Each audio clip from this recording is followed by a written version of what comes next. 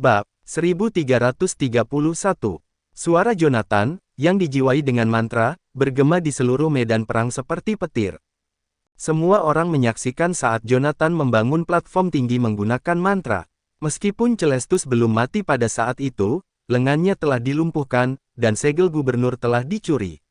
Dia telah benar-benar dikalahkan. Di dunia kecil yang didominasi oleh kehebatan bela diri ini, setiap perwira militer telah berjuang dengan kekuatan asli mereka sendiri.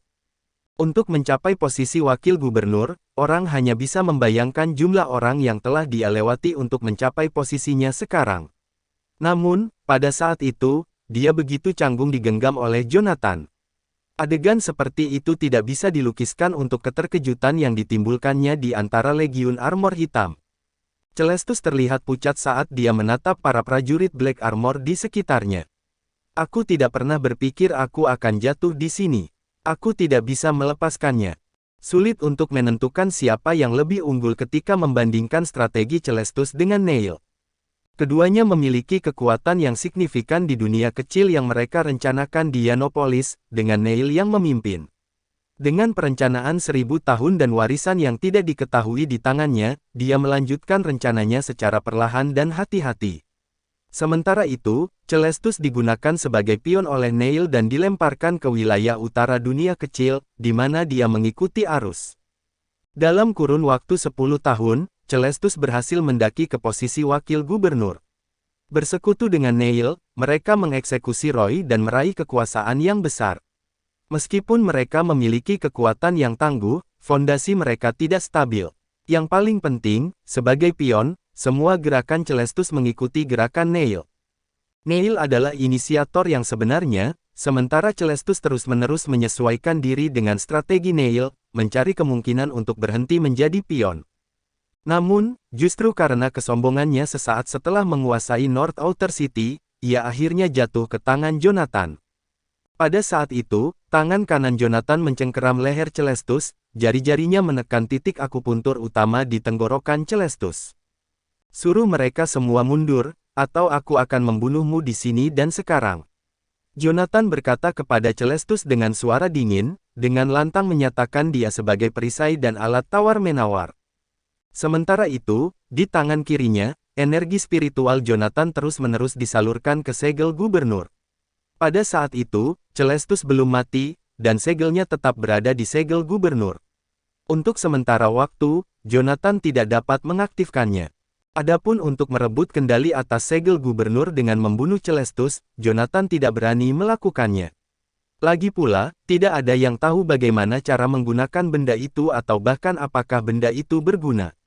Jika Celestus mati, tapi mereka tidak bisa mengendalikan pembentukan kota luar utara dengan segel gubernur, maka Jonathan dan yang lainnya mungkin harus membayar harga tertinggi di sana. Celestus secara intuitif bisa merasakan bahwa jejak yang dia tinggalkan pada segel gubernur terus terkikis. Pada saat itu, dengan kedua lengannya yang cacat, Celestus benar-benar telah menjadi lumpuh. Melihat ke bawah pada legiun armor hitamnya di bawah, Celestus tertawa terbahak-bahak. Haha, Jonathan mengulurkan tangan dan mencengkeram leher Celestus dengan kuat. Dengan suara lembut, Celestus tiba-tiba merasakan aliran energi spiritual di sekelilingnya terhenti. Setelah itu, ia benar-benar kehilangan semua sensasi di tubuhnya di bawah leher. Jonathan telah melumpuhkannya sepenuhnya. Karena kehilangan kontrol saraf, celana Celestus dengan cepat menjadi basah. Di bawah kondisi inkontinensia, bau busuk dengan cepat memenuhi udara. Jonathan berkata dengan suara dingin, "Di dunia kecilmu, ada obat-obatan yang hebat. Luka kalian ini hanya butuh waktu sebentar untuk sembuh. Biarkan mereka melepaskan kami, dan aku berjanji akan membebaskanmu." Celestus menatap para prajurit Black Armor, wajah pucatnya tidak menunjukkan rasa takut atau tidak nyaman. Tiba-tiba, Celestus meraung dalam kemarahan, "Bersatu, kita melawan musuh bersama." Dengan raungan dahsyat dari Celestus, para prajurit Black Armor di bawah masing-masing menghantamkan tombak panjang mereka dengan kuat ke tanah. "Bersatu, kita berdiri melawan musuh kita bersama. Bersatu, kita berdiri melawan musuh. Bersatu, kita berdiri melawan musuh kita." Gedebuk, bo, bo, bo, bo, bo, bo. Suara genderang perang terus bergema. Di bawah irama genderang perang, para prajurit Black Armor, yang masing-masing memegang tombak panjang, dengan cepat mengangkat tombak mereka dan memiringkannya ke depan, membidik Jonathan dan teman-temannya. Legiun Armor Hitam yang sebelumnya tidak terorganisir, di bawah desakan genderang perang, sekarang secara mengejutkan terbentuk menjadi formasi persegi besar, gerakan mereka seragam dan teratur, tanpa jejak kekacauan yang terlihat. Haha. Celestus menatap ke bawah ke arah para prajurit Black Armor di bawah dan tertawa terbahak-bahak. Ini adalah kartu truf yang telah saya latih. Ini adalah pasukan yang sebenarnya. Perhatian semua prajurit dan tentara. Sebelum Celestus dapat menyelesaikan kalimatnya, gelombang energi spiritual telah merasuk ke dalam pikirannya, menghancurkan otaknya. Orang yang melakukan gerakan itu tidak lain adalah Jonathan. Orang-orang ini sudah gila. Jonathan menatap para prajurit Black Armor yang mendekat, tatapan teror muncul di matanya. Saat Celestus jatuh, para prajurit Black Armor berteriak serempak, "Serang!" Dan di atas tembok setinggi 300 meter itu, irama genderang perang kini mencapai kecepatan yang sangat cepat. Pengepungan yang dibentuk oleh para prajurit Black Armor di bawahnya hanya berjarak kurang dari 30 meter. Tombak-tombak tajam diarahkan ke arah Jonathan dan teman-temannya, memancarkan aura mengerikan. "Tuan Goldstein, apa yang harus kita lakukan sekarang?" Hayden berteriak dengan keras. Pada saat itu, Jonathan dengan sungguh-sungguh menyempurnakan segel gubernur di tangannya. Stempel gubernur mirip dengan dunia kecil. Begitu indera spiritual seseorang tenggelam ke dalamnya, rasanya seolah-olah mereka ditempatkan di ruang aneh yang dipenuhi dengan formasi di sekelilingnya. Namun, di luar formasi-formasi itu, ada penghalang yang mencegah Jonathan untuk mendekat. "Saya mengenali formasi-formasi ini. Mereka semua adalah formasi utama." Jonathan dengan cemas melihat formasi-formasi di depannya. Sebelumnya, Seboxia telah memberikan banyak pengetahuan tentang formasi kepadanya, dan apa yang dilihatnya saat itu adalah semua formasi utama dalam formasi Matryoshka. Dengan mengubah operasi formasi utama, seseorang dapat memengaruhi keadaan formasi tambahan. Pelat formasi sebenarnya dibuat dengan memanfaatkan metode kendali jarak jauh melalui formasi Matryoshka. Namun demikian, siapapun yang melihat segudang formasi utama di depan mereka, pasti akan merasa kewalahan. Jonathan mengumpulkan energi spiritualnya, dengan cepat melarutkan penghalang. Dia kemudian dengan paksa mengaktifkan formasi utama. Di kota luar utara, di sebuah jalan yang berjarak puluhan kilometer dari Jonathan dan teman-temannya, sebuah cahaya cemerlang meletus. Para pejalan kaki yang berjalan di atasnya sedikit menegang, lalu diam-diam berubah menjadi tumpukan potongan tubuh. Jonathan melihat sekelilingnya, tidak melihat adanya perubahan. Dia kemudian membenamkan indera spiritualnya ke dalam segel gubernur dan terus memanipulasi formasi utama. Kali ini, akhirnya ada beberapa aktivitas. Ratusan meter di belakang kerumunan, beberapa bangunan runtuh dengan suara gemuruh. Namun, Jonathan baru saja mengaktifkan 10 formasi utama, dan hanya yang satu ini yang merespons. "Tuan Goldstein, kita tidak punya tempat lagi untuk mundur." Hayden berteriak dengan keras. Pada saat itu, wajah Jonathan berlumuran keringat. Dia tidak tahu persis berapa banyak formasi yang ada di dalam segel gubernur. Melanjutkan pencarian itu seperti mencari jarum di tumpukan jerami. Bahkan jika semua orang mati dalam prosesnya, tidak ada jaminan dia akan menemukan formasi yang benar-benar berguna. Saat itu, cahaya yang sangat redup di depan Jonathan berkedip-kedip. Tanpa pikir panjang, Jonathan mengangkat pandangannya ke arah gerbang kota tepat saat Yoshua menyelesaikan gerakan memotong. Formasi tambahan juga bisa mempengaruhi perubahan formasi utama, dan itu adalah kamu. Jonathan mengumpulkan energi spiritualnya, menarik formasi utama di depannya, lalu menamparnya dengan telapak tangannya. Bab 1332. Formasi utama dalam segel gubernur adalah fondasi dari formasi Matryoshka. Karena karakteristik unik segel gubernur, pemegangnya hanya perlu mengeluarkan sedikit energi spiritual untuk mengubah formasi tersebut. Namun, pada saat itu, Jonathan sedang cemas, jadi dia tidak mempertimbangkan tingkat keparahan tindakannya. Jonathan segera menamparkan segel gubernur ke tempatnya begitu dia melihat formasi gerbang. Dengan tamparan itu, formasi utama di dalam segel gubernur segera hancur berkeping-keping. Bang! Semua orang mengalihkan pandangan mereka ke arah gerbang kota dan ledakan. Tiba-tiba, gelombang kejut yang terlihat meledak dari arah gerbang kota.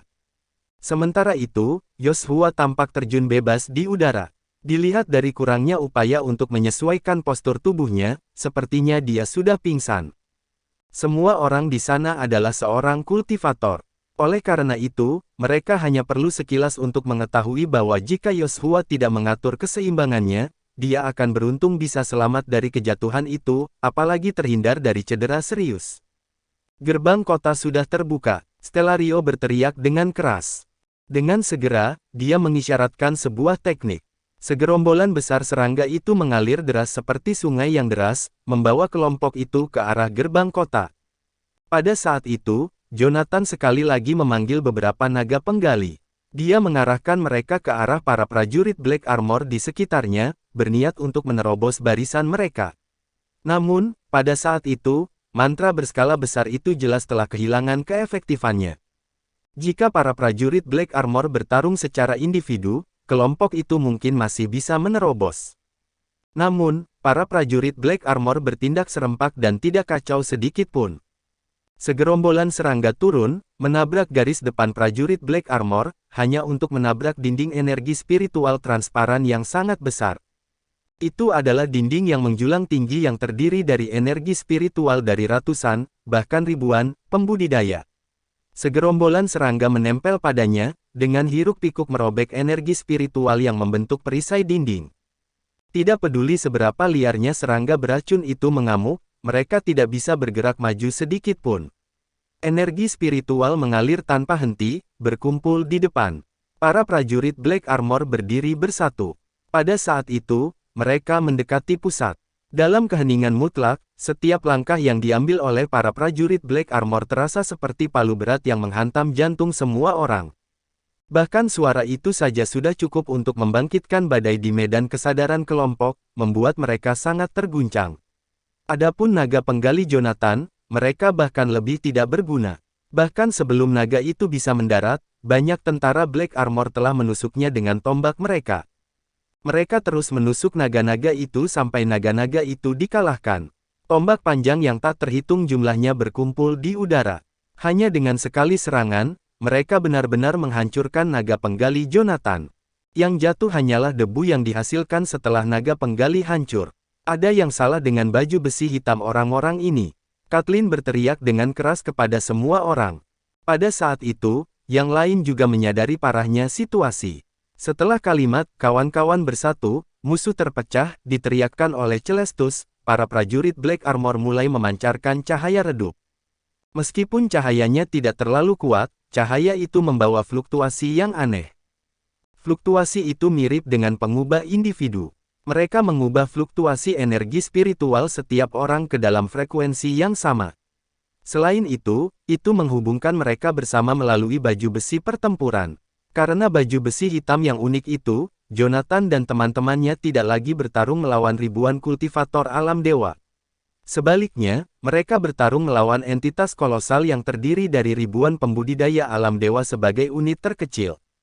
Setelah menyadari hal itu, Jonathan meringis. Tidak mungkin aku bisa menang. Tidak peduli seberapa kuat dia, sama sekali tidak mungkin baginya untuk menembus penghalang yang dibentuk oleh ribuan orang dengan menggunakan kekuatannya sendiri. Meskipun dia memiliki perlindungan dari kekuatan hidup dan bisa membuka jalan secara paksa untuk dirinya sendiri, tidak mungkin baginya untuk melindungi yang lain dengan itu. Pikiran Jonathan berpacu, memikirkan apa yang harus dia lakukan. Namun, saat dia melihat ke bawah ke arah lingkaran tentara yang semakin mendekat di sekelilingnya, dia mendapati dirinya sama sekali tidak berdaya. Dapatkah Anda mengambil kemampuan menjelajah bumi Anda, Tuan Goldstein? Hayden berteriak di bawah.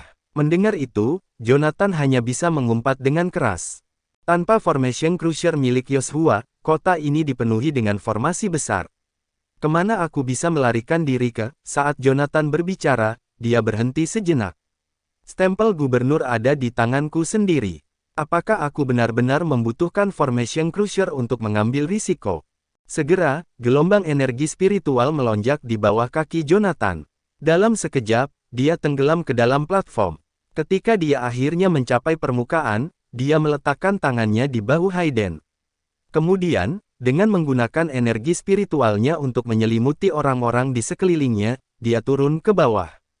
Formasi tanah menghalangi jalan mereka, dan teknik pelarian Jonathan gagal. Jonathan bergumul dengan formasi tanah saat sebuah formasi di dalam segel gubernur berkedip-kedip. Itu dia. Dengan fokus, Jonathan merogoh segel gubernur, dengan paksa meraih formasi yang berkedip-kedip ke arahnya.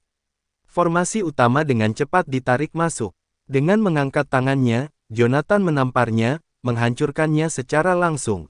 Kembali ke dunia nyata, batu hijau di bawah kaki semua orang hancur sebagai tanggapan.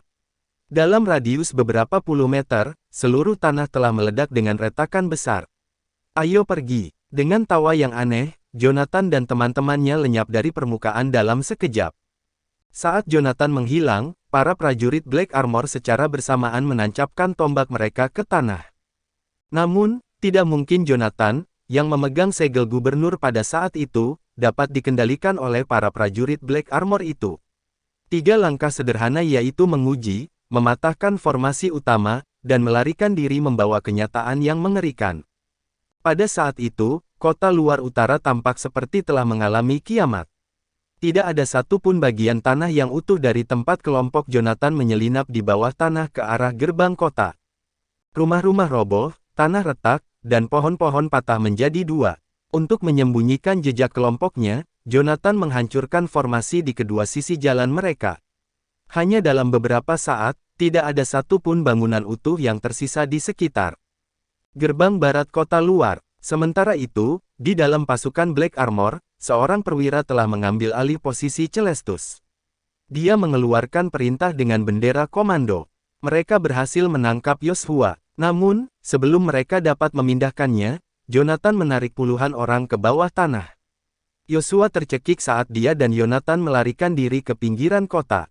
Saat mereka melewati tembok kota yang menjulang tinggi, meterai gubernur di tangan Jonathan benar-benar kehilangan cahayanya.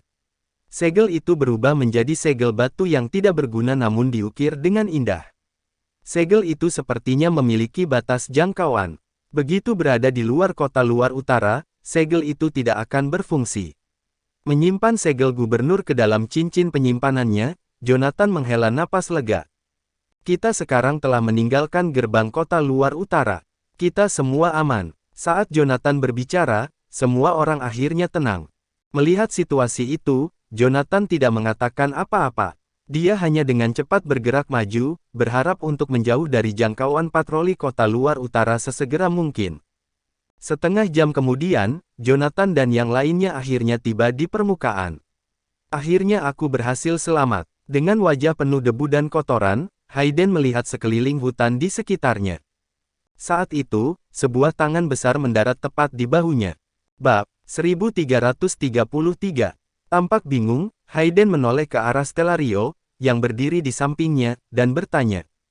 Apa yang kamu lakukan? Stellario tidak ingin membuang-buang waktu. Dia langsung meletakkan tangannya di titik akupuntur utama di pinggang Hayden dan dengan cepat menekannya dengan keras. Pada saat Hayden menyadari apa yang dia lakukan, semuanya sudah terlambat. Hayden melayangkan sebuah pukulan, tapi pukulan itu mendarat tepat di perisai energi spiritual di depan Stellario. Bahkan pukulan yang dilemparkan dengan tergesa-gesa dari seorang pembudidaya alam dewa memiliki kekuatan yang sangat besar. Namun, ketika Hayden melemparkan pukulannya pada saat itu, tidak hanya gagal menembus pertahanan Stellario, tetapi dia juga mengeluarkan teriakan kesakitan dan jatuh ke samping. Stellario menatap Hayden yang terbaring di tanah, seringai dingin tersungging di wajahnya. Aku telah menyegel energi spiritualmu, namun kau masih berpikir untuk membalas. Bukankah para tetua keluarga Xingmu pernah memberitahumu bahwa kau tidak boleh menentang keluarga terhormat? Hayden terbaring di tanah, dengan Kathleen dan Marilyn berdiri di sampingnya. Jelas sekali, ketiganya telah berkoordinasi secara pribadi. Mereka telah memutuskan bahwa segera setelah mereka keluar dari bahaya, mereka akan segera mengambil tindakan terhadap Hayden. Sementara itu, Jonathan mengamati kondisi Yoshua, sementara Sirius berdiri di sisinya, memegang tombak panjang untuk perlindungan. Stellario, Jonathan baru saja menyelamatkan kita. Kamu baru saja lolos dari bahaya, dan sekarang kamu memulai pertarungan. Bukankah itu sedikit curang? Dari tubuh Stellario, banyak serangga hitam kecil dengan cepat muncul, menempel di kulitnya. Dalam waktu kurang dari 2 tarikan napas, mereka telah membentuk lapisan pelindung serangga yang padat. Saya tahu Anda dan Jonathan cukup kuat, tapi kami juga tidak bisa diremehkan. Stellario dengan tenang berbicara pada Sirius. Baju besi serangga ini, yang dibuat dari serangga berlapis emas obsidian, sama kuatnya dengan penguasaan tubuh yang ditingkatkan runemu dan baju besi internal Savion. Aku juga tidak ingin menjadi musuhmu. Jadi, selama kau meninggalkan Yoshua, aku akan membiarkanmu pergi. Jonathan, yang dilindungi oleh Sirius, perlahan-lahan bangkit kembali. Bagaimana dengan Hayden? Jonathan bertanya sambil tertawa kecil, menunjuk ke arah Hayden yang terikat. Pada saat itu, ketidakberdayaan tertulis di seluruh wajah Hayden. Meskipun tingkat kultivasinya tidak dapat disangkal lebih rendah dari Jonathan dan yang lainnya, dia masih seorang kultivator alam dewa. Bahkan jika fondasinya tidak kuat, tidak mungkin bagi orang lain untuk menangkapnya hanya dalam satu gerakan. Secara keseluruhan, itu bermuara pada kurangnya pengalaman yang sebanding dengan tingkat kultivasinya. Sebagai senjata rahasia keluarga Zing, Hayden telah unggul di banyak bidang. Namun demikian, setelah bertahun-tahun dilindungi oleh keluarga, dia tidak memiliki pemahaman tentang fakta bahwa hati manusia bisa menjadi senjata paling mematikan. Hayden telah mengantisipasi bahwa Jonathan dan kelompoknya akan terpecah menjadi beberapa faksi yang lebih kecil bahkan ketika mereka berada di kota luar utara, dan dia yakin mereka hanya akan bertindak setelah mereka merasa aman. Namun, dalam kepolosannya, dia percaya bahwa setelah berbagi pengalaman hidup dan mati bersama, bahkan jika mereka bentrok, mereka akan saling berhadapan dengan tepat dan terlibat dalam pertempuran yang adil. Tidak pernah dalam sejuta tahun ia membayangkan bahwa The Untouchables akan memulai konfrontasi yang tidak tahu malu seperti itu tanpa ada diskusi. Stellario, Anda adalah seorang bajingan. Jika Anda punya nyali, lepaskan saya, dan kita akan bertarung 1 lawan 1. Bang! Stellario berbalik dan melayangkan sebuah tendangan cepat, mendarat tepat di perut Hayden. Pada saat itu, pusat energi Hayden tertutup, membuatnya tidak memiliki perlindungan. Tendangan seperti itu langsung membuat Hayden melolong kesakitan, tubuhnya meringkuk seperti udang. Dasar bajingan! Sebaiknya kau ingat tendangan ini karena kau akan membayar apa yang kau lakukan padaku. Mendengar kata-kata Hayden, Stellario dengan tegas menginjak wajah Hayden. Apa kau pikir aku bercanda? Apa kau pikir kau sedang bermain dalam sebuah film atau semacamnya? Kamu bukan apa-apa tanpa kekuatan yang nyata, sialan. Beraninya kau mengancamku. Sambil mengumpat, Stellario menginjak paksa pipi Hayden, menekannya ke dalam lumpur. Hayden ingin mengumpat dengan keras, tetapi mulutnya dipenuhi rumput liar dan kotoran, sehingga ia tidak bisa berkata-kata.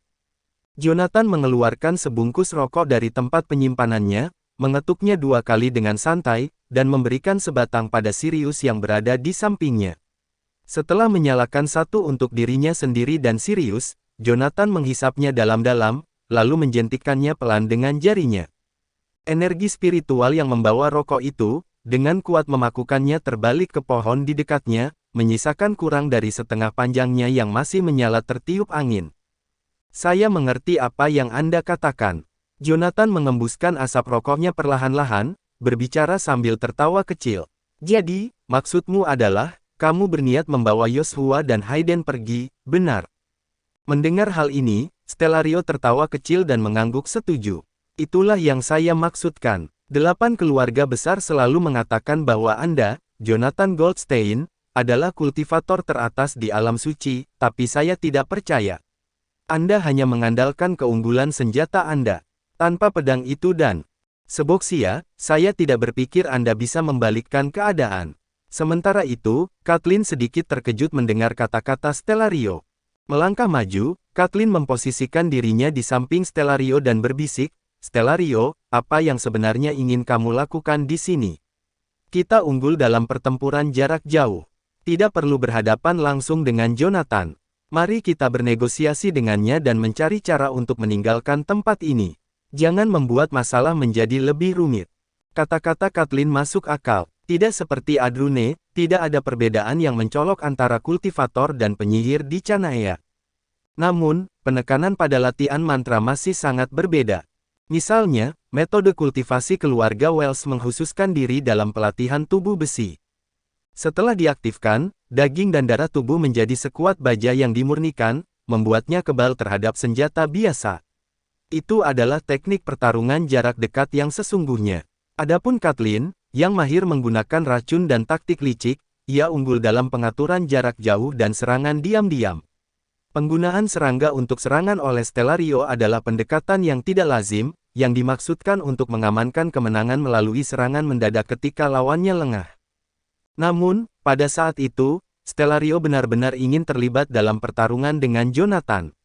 Gagasan seperti itu sama saja dengan bermain api. Jika Stellario dikalahkan oleh Jonathan, Kathleen pasti akan menghadapi nasib yang sama. Pada saat itu, Stellario juga menyadari kecerobohannya sendiri.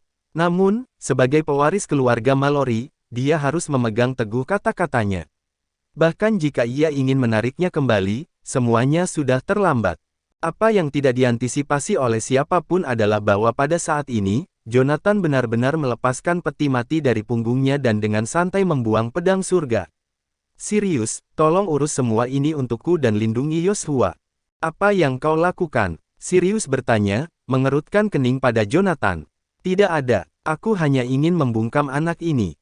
Saat Jonathan berbicara, dia meregangkan bahunya dengan santai sebelum mengarahkan jarinya ke puntung rokok yang tertancap terbalik di sebuah pohon tak jauh dari situ. Stellario, apakah kamu melihat jejak asap di sana? Jonathan bertanya. Rokok itu hanya tersisa beberapa puluh detik sebelum padam. Selama itu, aku tidak akan menggunakan pedang surga. Jika aku tidak bisa mengalahkanmu, aku akan memberikan Hayden, Yoshua, pedang surga, dan bahkan peti mati. Bagaimana menurutmu? Bab 1334. Sirius dengan paksa melempar rokok di tangannya ke tanah.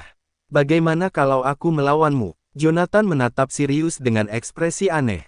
Melihat sikap serius Sirius, dia kehilangan kata-kata untuk sesaat. Apa yang merasukimu lagi? Kenapa kita harus bertengkar? Tidak. Hanya saja taruhanmu sedikit terlalu menggoda, kata Sirius, tidak bisa menahan keinginannya. Jonathan tidak menghiraukannya. Sebaliknya, ia mengalihkan pandangannya kembali ke batang pohon di sampingnya.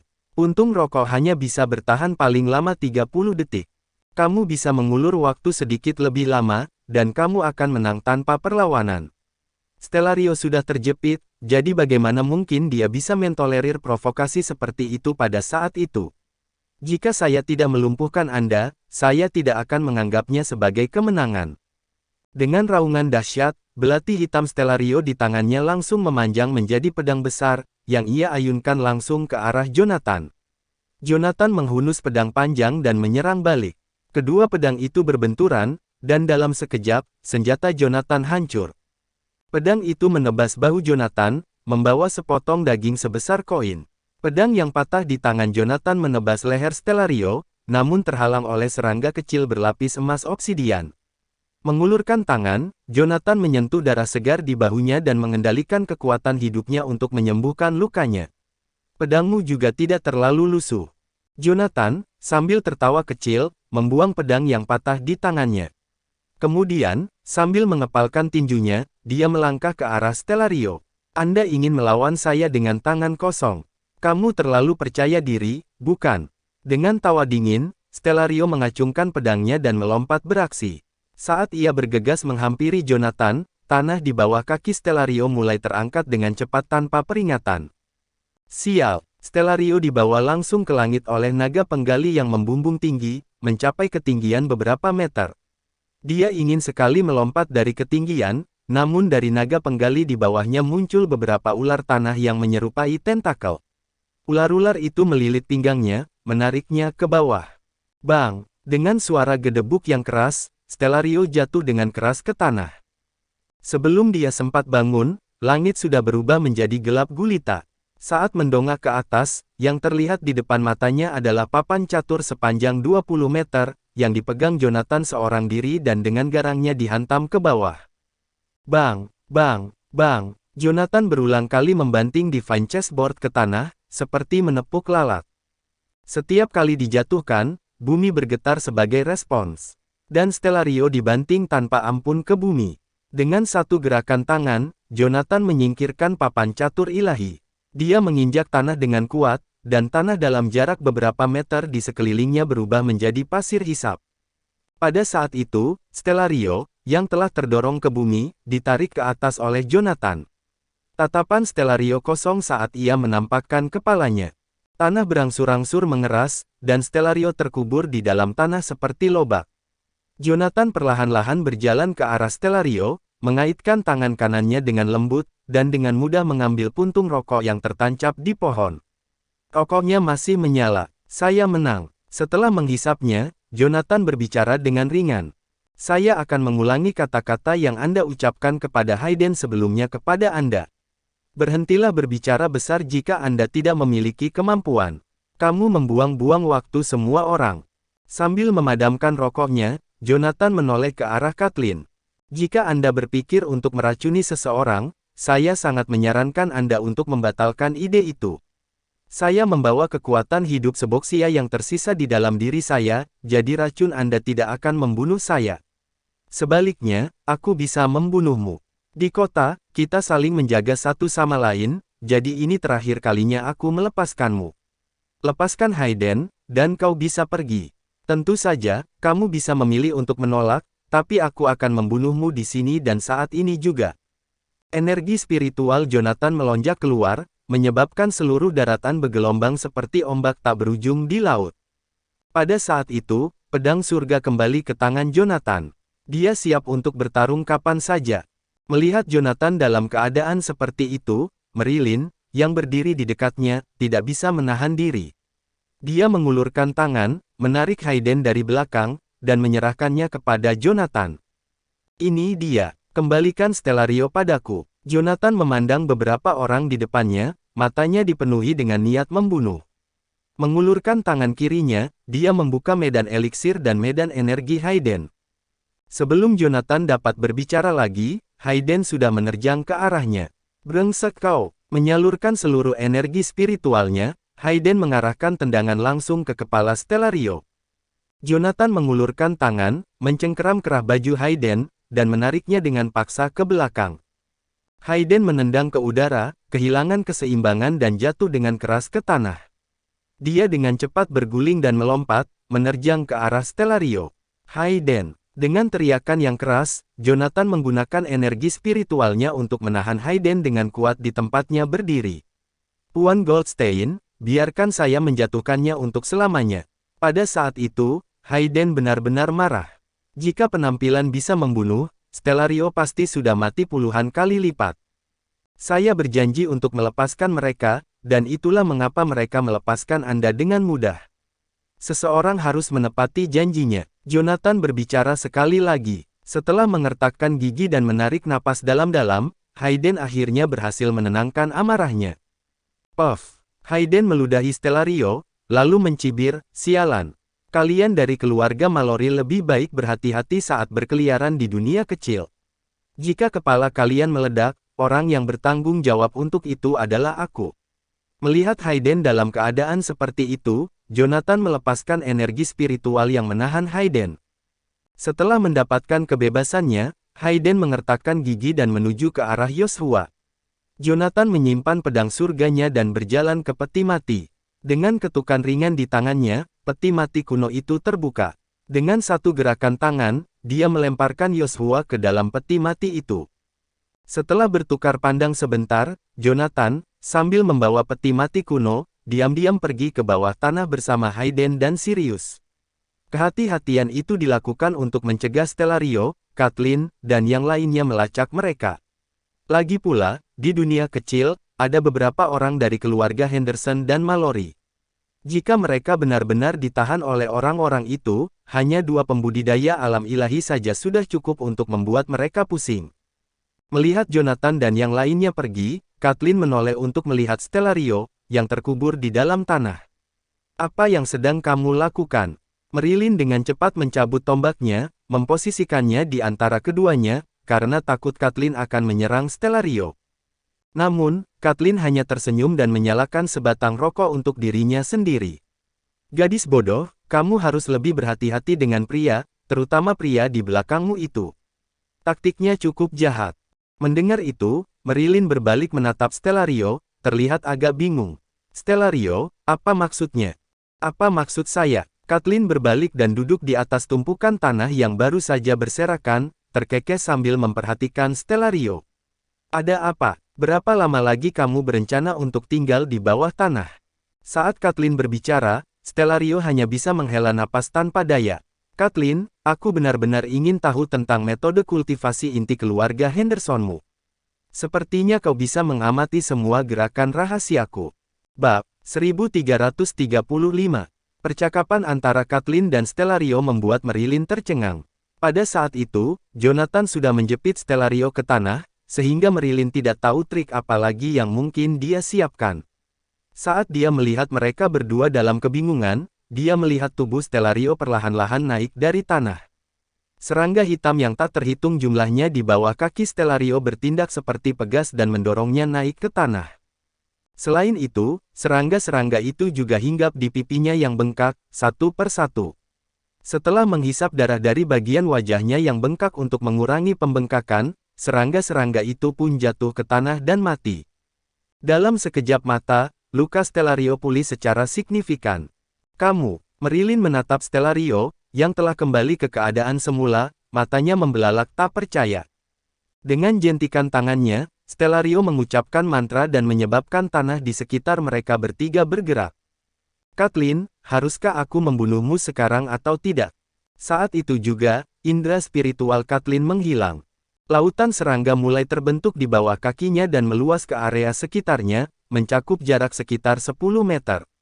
Meskipun tidak langsung terlihat, serangga-serangga itu telah mengepung Kathleen dari bawah tanah. Namun, Kathleen tetap santai menghisap sebatang rokok. Ini bukan masalah apakah Anda bisa membunuh saya, tetapi lebih kepada Anda tidak tega melakukannya. Atau haruskah saya katakan, Anda tidak berpikir Anda mampu membunuh saya? Stellario melambaikan tangannya, melepaskan gelombang energi spiritual yang mengikat Marilyn dan mengirimnya terbang jauh. Kemudian, dengan sedikit gerakan tangannya, serangga yang tak terhitung jumlahnya melonjak gila-gilaan dari tanah dan menuju ke arah Kathleen. Sambil tersenyum, Kathleen menggerakkan jari-jarinya dan membentuk segel tangan.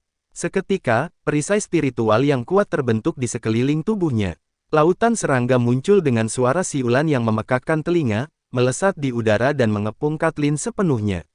Tak lama kemudian, serangga-serangga itu menelan seluruh tubuhnya.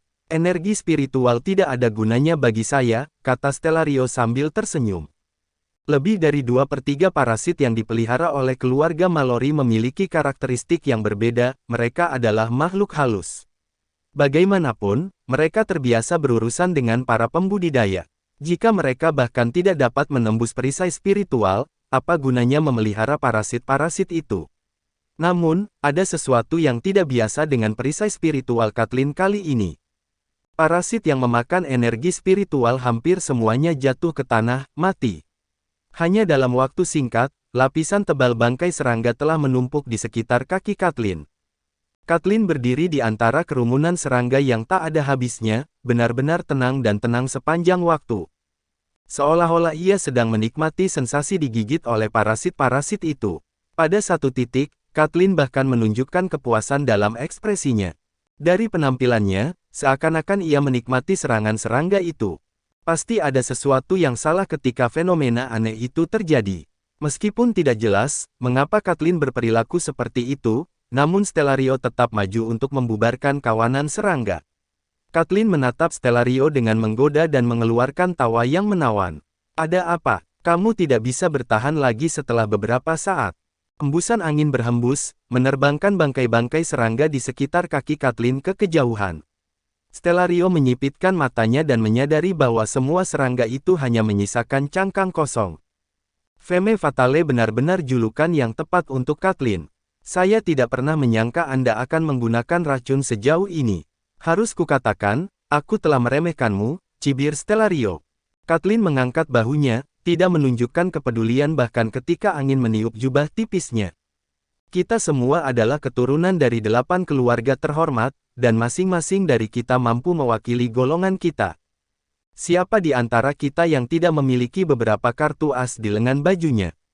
Jika Anda ingin bertarung, saya siap untuk bertarung sampai akhir.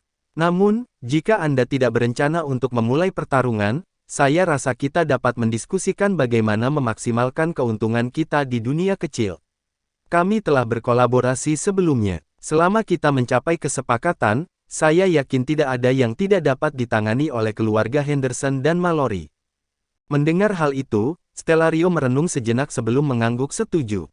Baiklah, karena Anda ingin berkolaborasi dengan saya yakin Anda sudah memikirkan rencana ke depannya. Kathleen tidak menanggapi hal itu. Sebaliknya, dia berbalik dan melihat ke arah Marilyn, yang berdiri di sampingnya. Stellario maju selangkah, memposisikan dirinya di antara keduanya. Ini adalah istri saya. Jika kau berani menyentuhnya, aku akan membunuhmu saat itu juga. Jonathan menuntun Hayden dan Sirius saat mereka dengan panik melarikan diri ke bawah tanah. Mereka menempuh jarak 25 km sebelum akhirnya muncul di sebuah lembah. Puff! Saat Jonathan memimpin mereka berdua untuk menerobos bumi, mereka terengah-engah.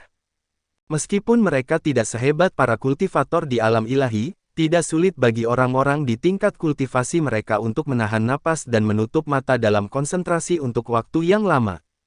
Karena mereka terbiasa bernapas dengan bebas sebagai manusia, siapapun akan merasa sangat sesak untuk menahan nafas di bawah tanah selama 1 jam atau lebih.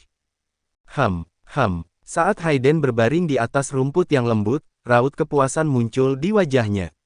Tuan Goldstein, meskipun kemampuan menjelajah bumimu sangat berguna, tapi itu bisa sangat menyesakkan. Sementara itu, Sirius sudah menemukan sepasang jubah hitam dan memakainya. Ketika dia mendengar kata-kata Hayden, dia tidak bisa menahan tawa. Kau beruntung bisa lolos. Jika kamu tidak bertemu dengan Jonathan, dengan kemampuan sepertimu, kamu mungkin tidak akan tahu bagaimana kamu mati. Mendengar itu, Hayden segera duduk. Jadi bagaimana jika kau terampil? Keluarga Blackwood juga, Hayden. Jonathan meneriakinya dengan keras, menghentikannya untuk berkata lebih lanjut. Hal itu mengejutkan Hayden, tapi yang terakhir dengan cepat kembali ke akal sehatnya. Sirius, bukan itu yang kumaksud.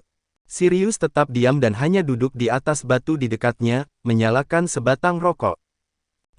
Goldstein, ucap Hayden, agak gugup.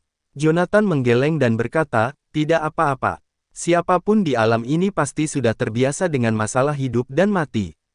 Beri dia ruang dan biarkan dia. Saat Jonathan berbicara, dia membentuk segel dengan kedua tangannya dan membuka peti mati itu, melepaskan Yosua dari dalamnya. Sementara itu, pipi Yosua tampak kemerahan, napasnya teratur, dan denyut nadinya terasa kuat, seolah-olah dia sedang tidur. Namun, semakin stabilnya kondisi Yosua, semakin bertambah pula kecemasan Jonathan. Jika tubuhnya tidak terluka, kemungkinan besar rasa spiritualnya telah hancur.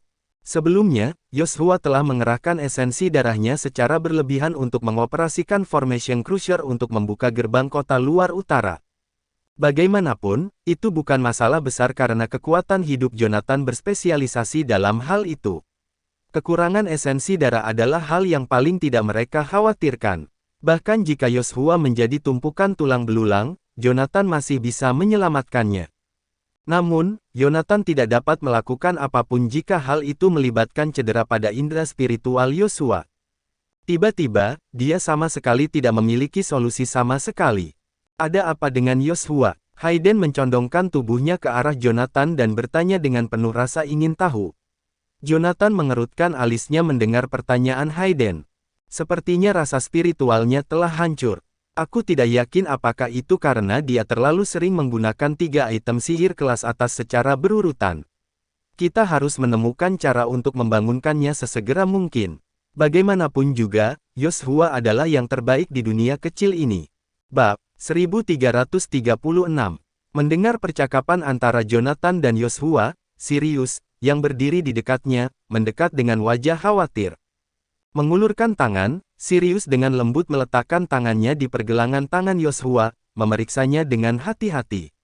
Kemudian, dengan menghela nafas, dia menggelengkan kepalanya dengan halus. Penilaian Jonathan benar, ini adalah reaksi khas dari rasa spiritual yang rusak. Jika kita berada di luar, aku bisa membawanya kembali ke lembah bergizi spiritual keluarga Blackwood.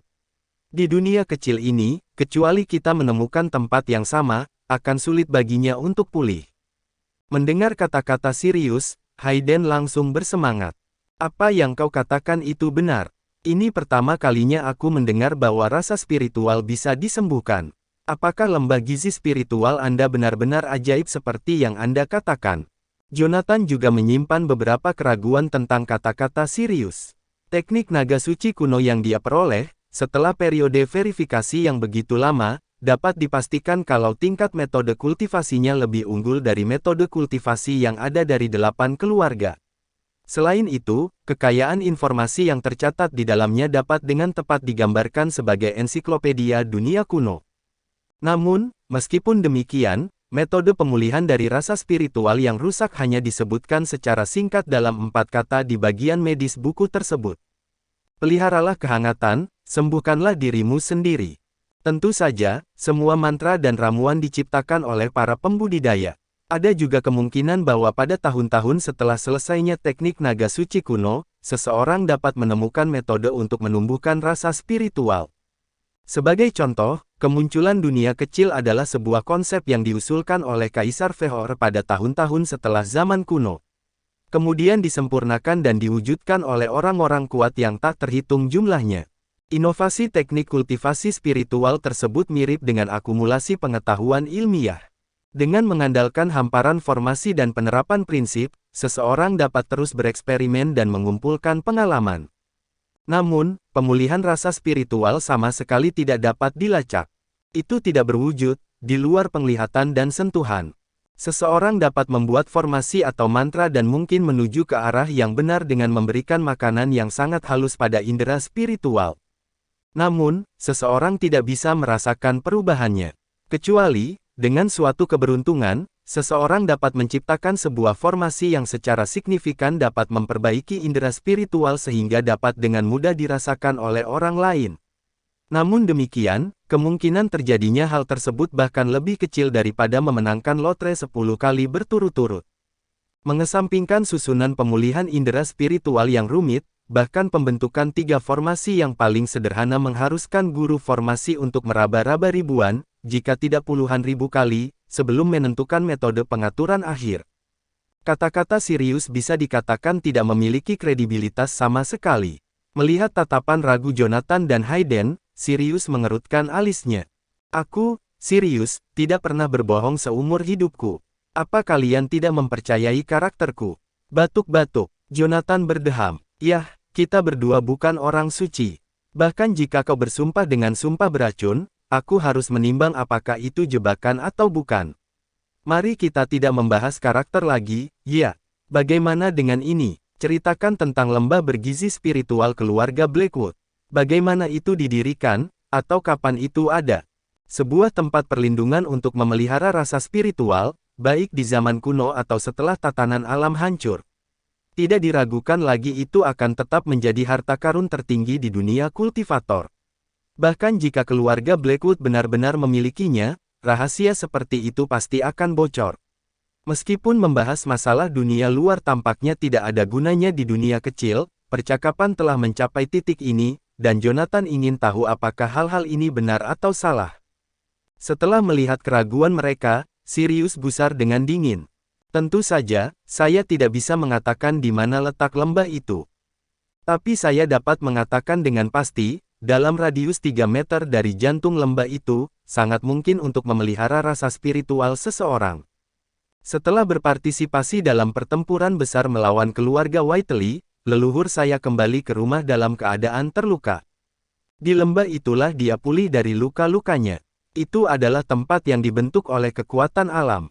Kami tidak memahami prinsip-prinsip di baliknya. Tapi setelah bertahun-tahun, yang tahu tentang lembah rahasia itu hanya kurang dari 20 orang dari inti keluarga Blackwood.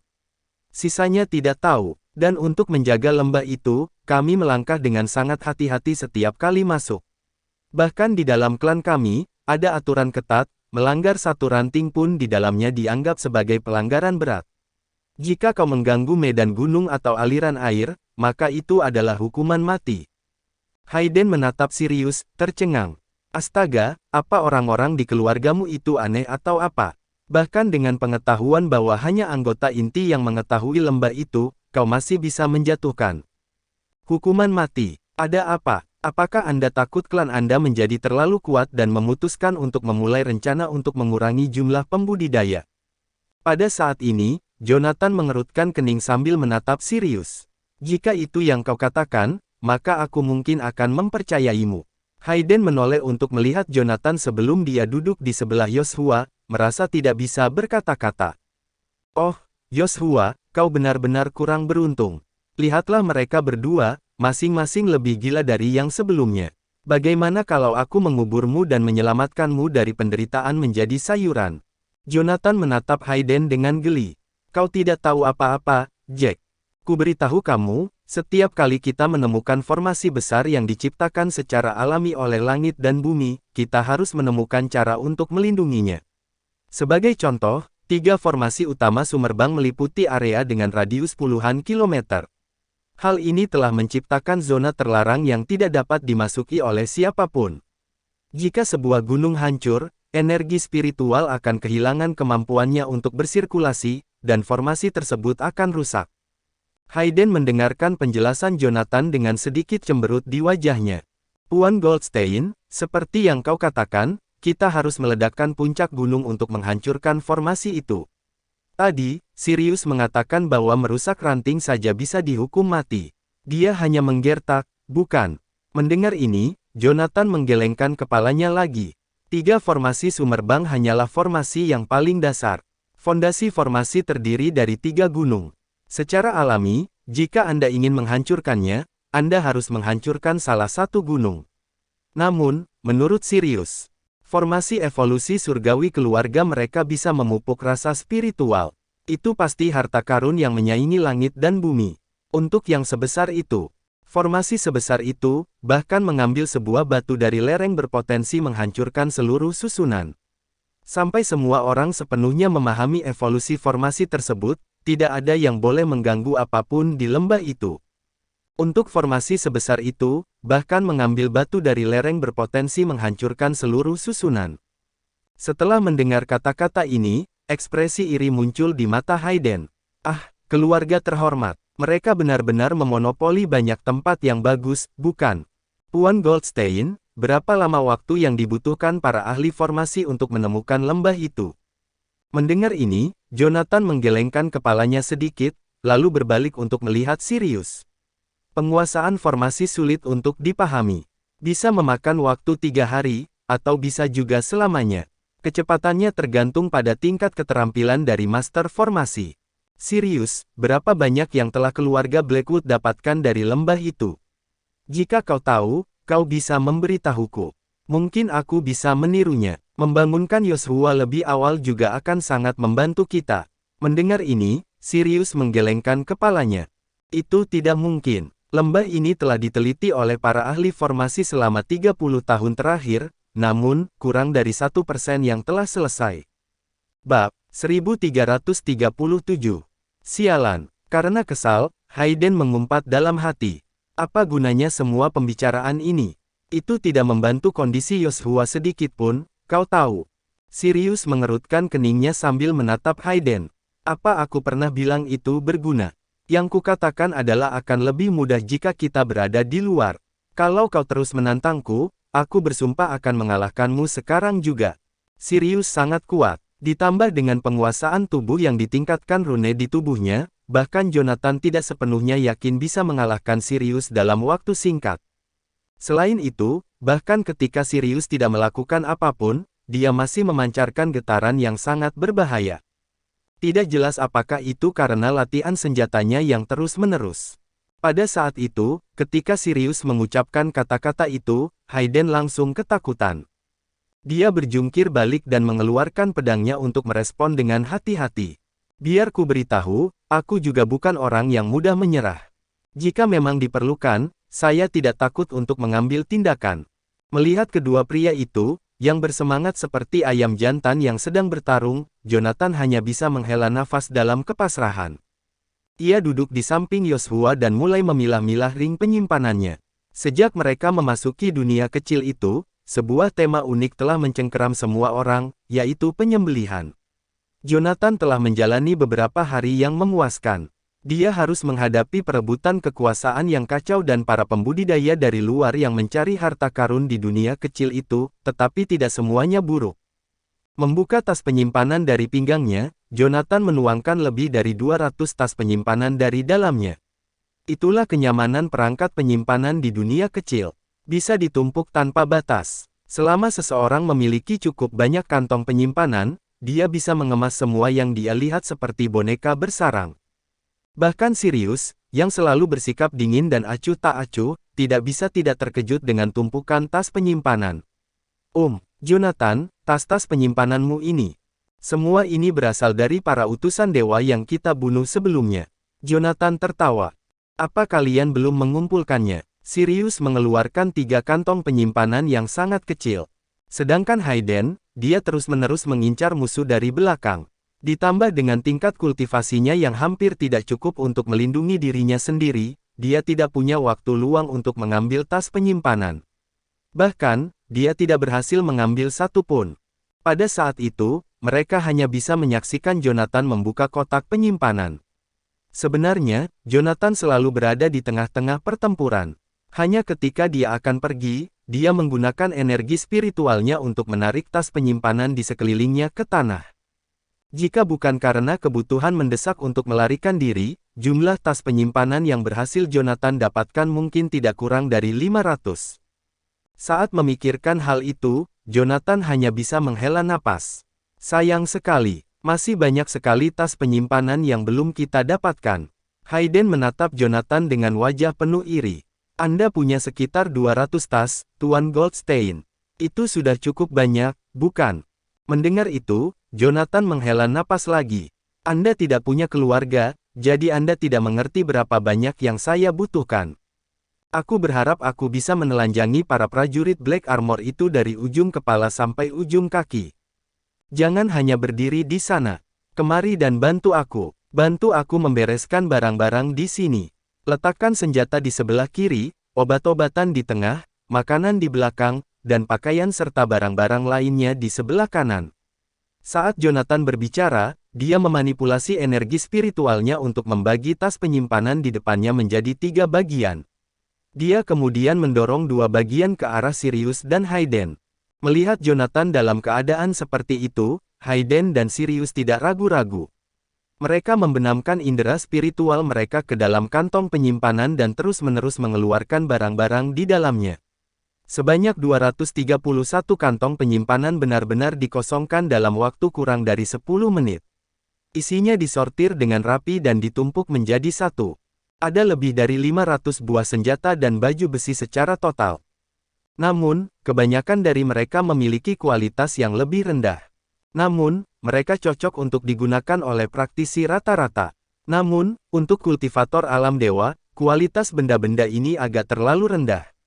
Hayden berbicara dengan sedikit meremehkan. Sirius mengacungkan tombak obsidian dengan kekuatan besar. Ini semua adalah senjata standar di ketentaraan. Kemampuan untuk melengkapi setiap prajurit dengan alat sihir kelas rendah tidak terpikirkan di dunia luar. Kita punya begitu banyak sekarang, kita harus puas. Jonathan menatap keduanya, mata mereka dipenuhi dengan rasa iri. Setelah beberapa saat berpikir, dia akhirnya berbicara. Kalian masing-masing dapat memilih 3 senjata yang paling cocok untuk kalian. Sedangkan untuk ramuan ajaib, kalian masing-masing dapat mengambil 10%. Persiapkan untuk pertempuran yang akan datang, jadi kalian siap untuk kebutuhan yang tidak terduga. Sedangkan untuk makanan, silakan pilih apapun yang Anda suka. Sepertinya di dunia kecil ini, kita benar-benar tidak kekurangan makanan. Aku akan menyimpan yang lainnya. Saya harap kamu mengerti. Mendengar kata-kata itu, Hayden tertawa terbahak-bahak dan terjun ke tumpukan senjata yang sangat banyak. Apa maksudmu, mengerti? Benda-benda ini adalah milikmu sejak awal. Aku sudah sangat berterima kasih atas sedikit yang kau berikan padaku, oke. Sementara itu, Sirius, yang berdiri di dekatnya, dengan kuat menancapkan tombak obsidiannya ke tanah. Aku akan mengambil item sihir kelas atas ini. Yang ini sudah lebih dari cukup. Jika kau bilang begitu, Jonathan berkata sambil tertawa lebar. Sirius mengulurkan tangannya. Gelombang energi spiritual melonjak saat dia memasukkan berbagai pil obat ke dalam tas penyimpanannya. Kemudian, dia berbalik dan duduk di samping Jonathan. Jonathan, apa kau berencana mempersenjatai kantor Asura dengan senjata-senjata ini? Mendengar kata-kata itu, Jonathan tidak menanggapi. Dia menoleh untuk melihat Yoshua, yang tertidur lelap di sebelahnya. Hanya ada satu Asura di kantor Asura, tapi itu terlalu sedikit. Sebelumnya, saya percaya bahwa selama saya berdiri di puncak, saya bisa mengubah dunia. Akhirnya, saya menyadari bahwa jika saya gagal, maka puluhan ribu orang dari keluarga Blackwood juga akan gagal. Untuk mengubah dunia, yang kita butuhkan adalah Asura, yang tak terhitung jumlahnya. Hanya ketika semua orang memahami ketidakadilan di dunia ini, barulah mereka akan bangkit memberontak. Hanya dengan begitu tatanan dunia kita bisa berubah. Mendengar itu, Sirius mengangguk sedikit, lalu segera mengeluarkan sebatang rokok dan menyerahkannya pada Jonathan. Kamu ingin membuat lebih banyak, Asura, ini. Mendengar itu, Jonathan menyeringai. Menjadi seorang Asura bukanlah tentang kekuatan fisik, tapi tentang kondisi pikiran. Namun, pola pikir ini hanya bisa dibebaskan ketika seseorang menjadi kuat. Barang-barang ini hanyalah batu loncatan untuk mencapai tujuan saya. Setelah aku mencapainya, 8 keluarga terhormat akan pusing. Mendengar itu, Sirius menggelengkan kepalanya. Biar ku beritahu sebuah rahasia. Anggota inti dari keluarga kami telah tersebar di seluruh dunia dengan identitas yang berbeda. Pengaturan ini sudah berlangsung selama hampir 1 abad. Pengaruh kami meluas hingga ke Remdik, Anglandur, Epea Barat, dan bahkan Alendor. Kore telah hancur, dan kebangkitan energi spiritual tampaknya hanya ilusi. Ini hanyalah lonjakan aktivitas yang tiba-tiba sebelum fondasi dunia runtuh. Saya percaya bahwa dalam beberapa dekade, kultivasi alam ilahi hanya akan menjadi legenda, dan tidak ada yang bisa menembusnya lagi. Kita, keluarga Blackwood, perlu mempercepat proses ini sebanyak mungkin. Sebelum orang lain menyusul, kita harus membangun pijakan kita di dunia baru terlebih dahulu. Bab 1338. Pada saat itulah Jonathan akhirnya mengerti apa rahasia sebenarnya dari keluarga Blackwood selama ini. Meskipun keluarga Blackwood dan kantor Asura diam-diam telah membentuk aliansi sejak lama, Jonathan tidak dapat memahami mengapa keluarga Blackwood, keluarga terhormat yang telah memantapkan dirinya melalui kultivasi, berkomitmen untuk mendemokratisasi kultivasi dan menyebarkannya kepada massa. Setelah mendengar kata-kata Sirius, Jonathan akhirnya mengerti. Seluruh dunia budidaya seperti kolam yang perlahan-lahan mengering. Menurut teori keluarga Blackwood, mengeringnya kolam ini sekarang tidak dapat diubah. Suatu hari, air di dalamnya akan menguap seluruhnya, hanya menyisakan dasar sungai yang kering. Dan para pembudidaya ini seperti ikan yang berenang di dalamnya. Keluarga Blackwood bertekad untuk menjadi yang pertama mencapai pantai. Tujuan mereka adalah untuk memantapkan pijakan mereka dengan kuat sebelum keluarga lain bereaksi dan kemudian melakukan segala sesuatu dengan kekuatan mereka untuk menggagalkan kekuatan apapun yang mencoba mengikuti mereka ke darat. Meskipun mungkin tidak sepenuhnya mencegah semua orang mencapai pantai, satu hal yang pasti. Keluarga Blackwood tidak diragukan lagi akan mengambil inisiatif dalam proses ini. Setelah menghubungkan semua kejadian sebelumnya, Jonathan menghela nafas dan bertanya, jadi, apa kau bersedia mendukung kantor Asura tanpa syarat, bahkan jika itu berarti memberi kami sejumlah besar batu roh yang rusak dan mempertaruhkan kemarahan dari 7 keluarga lainnya? Sirius menggelengkan kepalanya sedikit. Apa yang kau katakan itu benar dan salah. Kami memberimu batu roh yang rusak, tentu saja berharap untuk membangun hubungan yang baik dengan kantor Asura bahkan sebelum kau menginjakkan kaki di pantai. Bagaimanapun, dalam menghadapi energi spiritual yang menipis di masa depan, pembudidaya alam tertinggi akan terus-menerus dikompresi. Dengan cara ini, pembangkit tenaga listrik militer, kantor Asura, akan benar-benar menjadi penguasa Canaya. Mendengar kata-kata Sirius, Jonathan tidak bisa menahan tawa puas. Jadi, sepertinya kamu cukup optimis tentang perkembangan kantor Asura, ya. Dalam hal aliansi, tidak ada ikatan yang terlalu ketat selama ada keuntungan yang didapat. Keluarga Blackwood dan kantor Asura sudah menjadi teman lama. Bagaimana kalau kita mempererat aliansi kita? Setelah kita keluar dari sini ketika kebencian antara kantor Asura dan 8 keluarga terhormat mencapai titik didihnya, kita bisa berkolaborasi sekali lagi. Bagaimana menurutmu? Sirius menatap Jonathan, sedikit rasa geli yang langka muncul dalam tatapannya. Aku tahu apa yang kau pikirkan. Kau ingin keluarga Blackwood menarik karpet dari bawah 7 keluarga lainnya, bukan? Jonathan dengan cepat mengangguk setuju. Maksudku adalah, jika kita bergabung, kita mungkin punya kesempatan untuk mengalahkan ketujuh keluarga terhormat itu.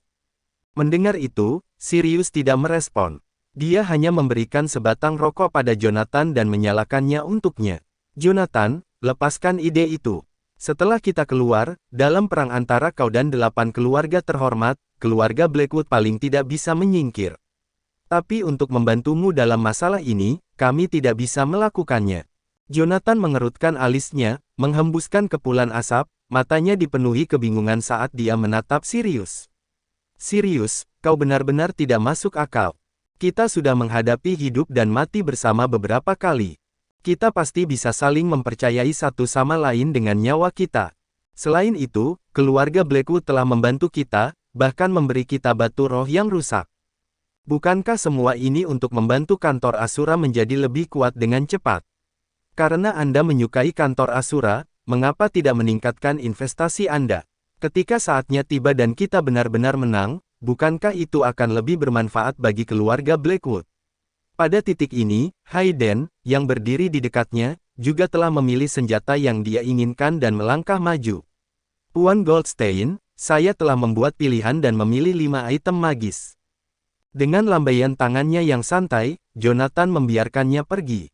Dia ingin melanjutkan diskusi tentang kerjasama dengan Sirius, tapi dia mendengar Hayden menyela dari samping.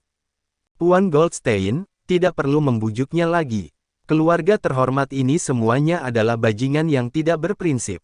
Jika mereka tidak melihat keuntungan yang nyata, mereka tidak akan bekerja sama denganmu, kata Hayden. Sirius menatap Hayden. Jonathan mengira dia akan membantah, tapi yang mengejutkannya, Sirius diam sejenak sebelum memberikan anggukan kecil. Hayden benar, kata Sirius. Kami tidak melakukan hal-hal yang tidak menguntungkan kami. Mendukung kantor Asura sepenuhnya adalah usaha yang sia-sia bagi kita. Jonathan menatap Sirius, tidak bisa berkata-kata. Kawan, tadi, kamu mengatakan kalau kantor Asura adalah masa depan, kata Jonathan. Mendengar itu, Sirius dengan cepat melambaikan tangannya. Aku tidak pernah mengatakan kalau kantor Asura adalah masa depan. Yang saya maksudkan adalah model perang teknologi yang diwakili oleh kantor Asura adalah tren masa depan. Perlu Anda pahami, menipisnya energi spiritual bukanlah sesuatu yang dapat dibalikkan dalam 1 atau 2 hari. Hal ini membutuhkan waktu evolusi yang panjang. Bahkan dengan dukungan dari keluarga Blackwood, atau dukungan terus-menerus dari pembudidaya yang terkait dengan keluarga Blackwood, proses ini pasti akan sangat panjang. Saat Sirius berbicara, dia dengan lembut melambaikan tangannya di depannya. Rumput di tanah dipotong dengan rapi, dan helaian rumput yang tersebar membentuk busur ke atas di udara. Selama ribuan tahun, segala sesuatu di dunia ini, pada puncaknya, pada akhirnya harus menurun. Ini adalah kebenaran yang dipahami Kaisar Feor ribuan tahun yang lalu.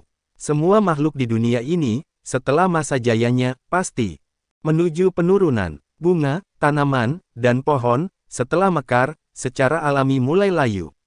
Bangkit dan runtuhnya kekuatan kekaisaran dan kekuatan nasional memang demikian, dan nasib dunia kultivator kita juga akan mengikuti aturan ini. Sama seperti proses penuaan, manusia biasa mulai mengalami penurunan fisik setelah usia 30 tahun.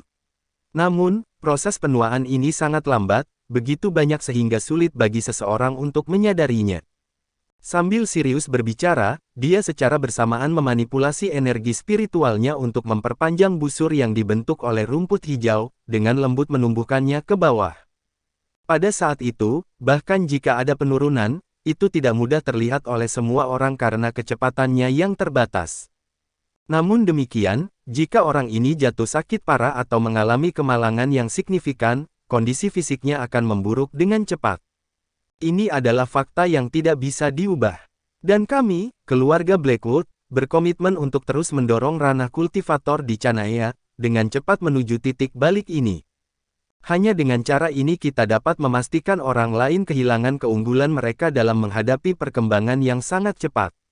Tapi sekarang, bahkan sebagai orang yang mengatur panggung, kita tidak tahu kapan titik balik ini akan benar-benar terjadi.